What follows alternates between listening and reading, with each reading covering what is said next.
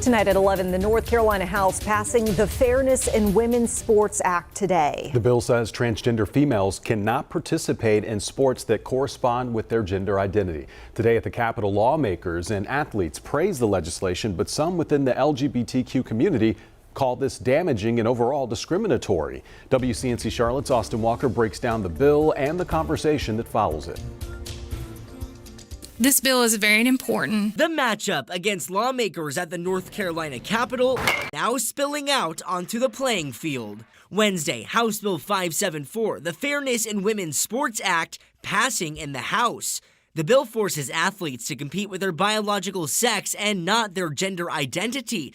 This would apply to middle school, high school, and college. We're practicing 6 hours a day. Lawmakers joined by NCAA Champion Riley Gaines, a D1 swimmer from the University of Kentucky, speaking out against the idea of transgender women competing in sports, calling this bill common sense, and for her, it hits close to home. What I've been doing this past year is exactly this, traveling state to state, testifying in support of these fairness in women's sports bills.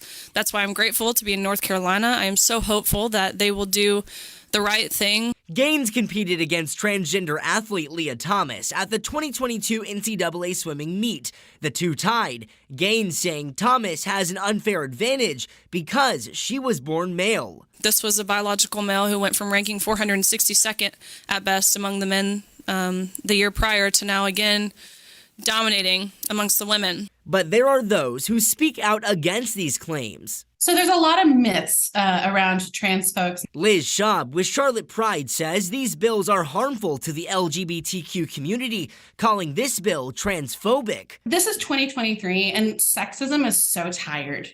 And the idea that someone's, an individual's, performance or, their intellect or the way they do things is boiled down to their sex or their gender identity.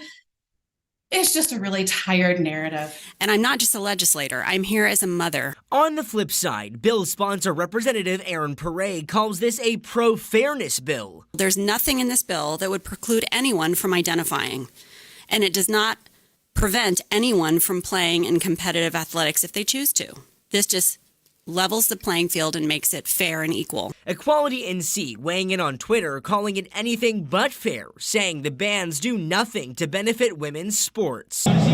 It's two sides fighting for what they think is right. We need folks to stand with us and stand beside us. And I can wholeheartedly attest to the silencing and the suppression of voices that's being put in place by these universities' administration. In Charlotte, Austin Walker, WCNC Charlotte.